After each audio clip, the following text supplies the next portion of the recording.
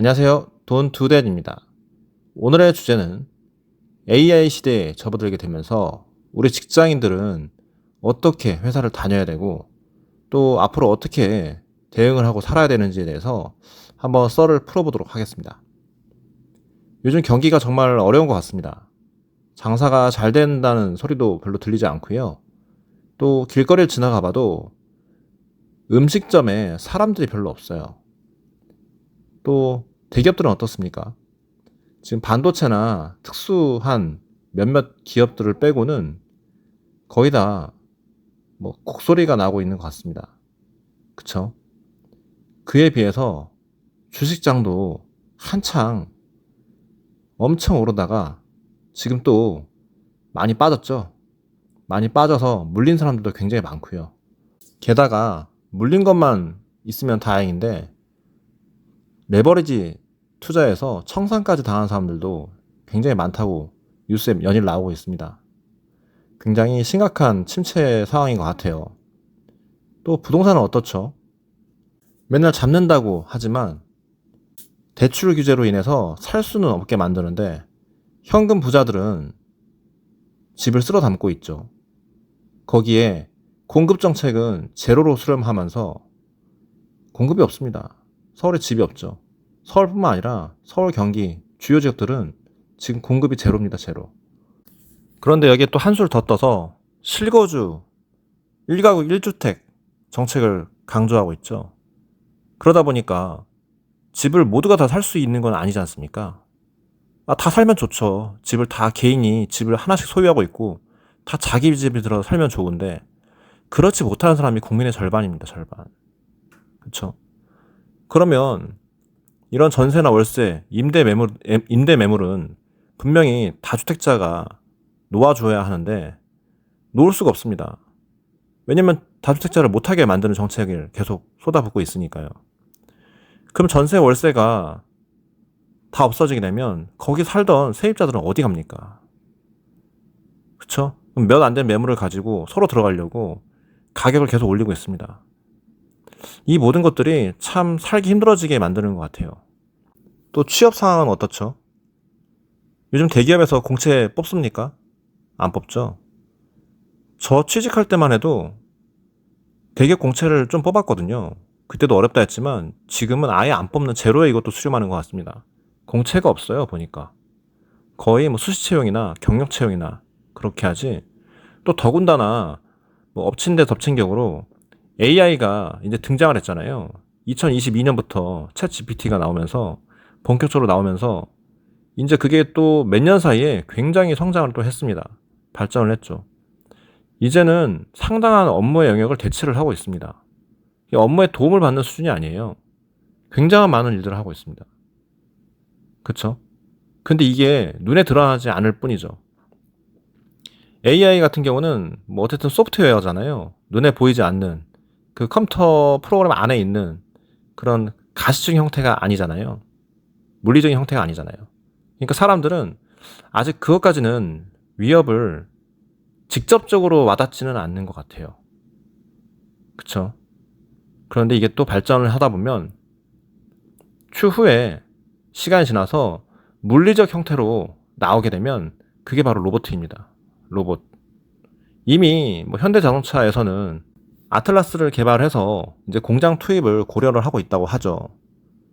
그리고 삼성에서도 마찬가지고 삼성에서도 로봇을 생산 라인에 투입한다 그런 기사들도 나오고 있고 또 얼마 전 기사를 보니까 삼성에서는 전 직원들 대상으로 챗 GPT, 제미나이 이러한 AI 서비스를 구독을 하게 한다고 하더라고요. 이게 사실 직원들에게 이런 것을 한번 써봐라, 사용해봐라 라는 수준의 메시지는 아닌 것 같다는 생각이 들었습니다. 어떤 말이냐면 이런 것들을 직원들을 다 쓰게 하면 공부를 하라는 내용이 아니고요. 사실 기업의 입장에서 돈을 써가면서까지 이런 걸 써보면서 분명히 업무의 효율성, 생산성이 늘어나게 되잖아요. 그러면 자연적으로 그 조직 내에서 구조조정이 산업 근무 인력의 효율화를 추구하는 방향으로 회사가 움직여질 겁니다. 직관적으로 생각해봐도 그렇지 않겠어요? 그러니까 우리의 현재 시대적 산업 흐름이 점점 채용을 해서 회사를 돌리고 기업을 돌리는 게 아니라 채용 없이 채용을 줄이면서 기업을 성장시키고 돌리고 있는 방향으로 점점 바뀌고 있다라는 것입니다. 그쵸? 그런데 여기에 또 올해부터 시행된 법안이 또 있죠. 노란봉투법. 이 법안은 앞으로의 방향성, 바뀌는 이런 방향성에 대해서 조금 더 채찍질을 하는 역할을 하는 것 같아요. 기업들로 하여금 빨리 바꿔라. 빨리 바꿔. 안 그러면 너네 큰일 난다. 그런 내용이 느낌이 좀 듭니다. 그렇지 않겠어요?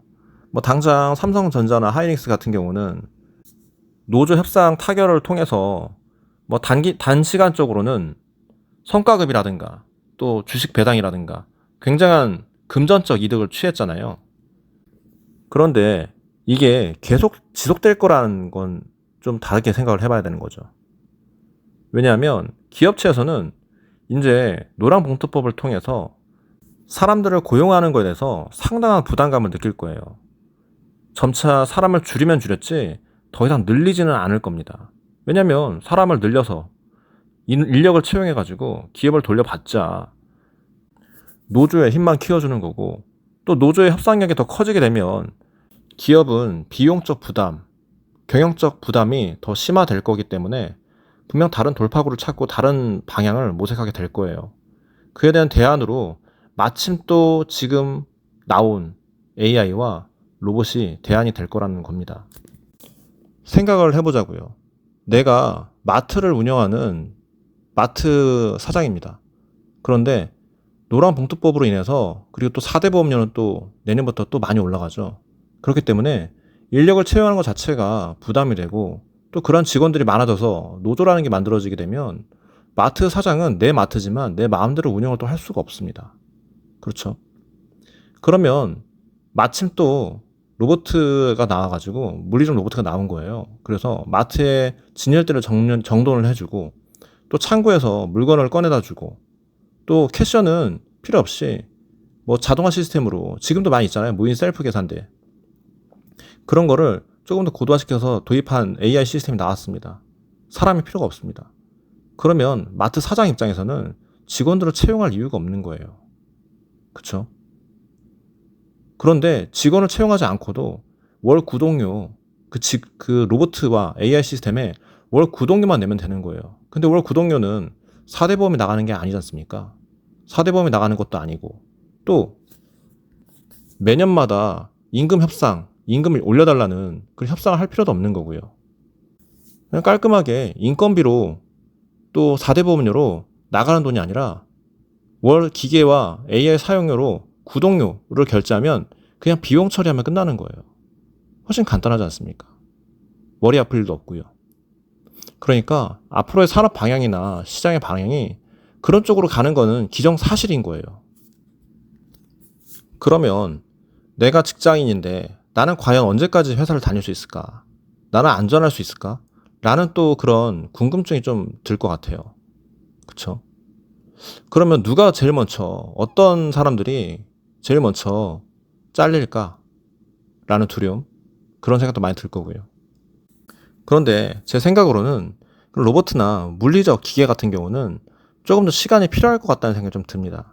아직은 조금 더 기술 고도가 필요한 것 같고, 일단 지금 당장 쓸 수 있는 건 AI죠. 그쵸? AI는 이미 충분히 고도화돼 있고 웬만한 사람보다는 훨씬 더 잘해요. 훨씬 더 낫고요. 심지어 노래도 만듭니다. 노래도 만들고 창작도 굉장히 잘해요. 예전 이론에는 AI는 창작 관련해서는 사람의 영역이다. 사람만이 할 수 있는 그런 영역이기 때문에 오히려 AI 같은 경우는 업무에 이런 보조 역할을 할 것이다 라고 생각했었는데, 오히려 그 반대가 됐죠. 한번 시켜보면 굉장히 잘합니다. 그러면 사장 입장에서 한번 생각을 해보자고요. 내가 사장인데 AI 시스템이 나와서 지금 직원들을 충분히 대체를 할 수 있을 것 같습니다. 그러면 굳이 내가 이 인력들을 다 고용을 하고 유지를 해야 되나? 라는 생각이 들 거예요. 맞죠? 그러면 제일 먼저 잘라야 될 사람들은 누굴까요? 바로 돈이죠, 돈. 돈이 많이 드는 인력을 먼저 구조조정을 하는 겁니다. 뭐 예를 들어서 임원이 좀 10명 있어요. 근데 그 중에 한 3명만 있으면 될 것 같아요. 부서를 통폐합시켜가지고 3명만 있고요. 나머지 7명은 뭐 해고를 하는 겁니다. 그리고 또 전문직이라고 해가지고 월급을 좀 많이 받는 사람도 있어요.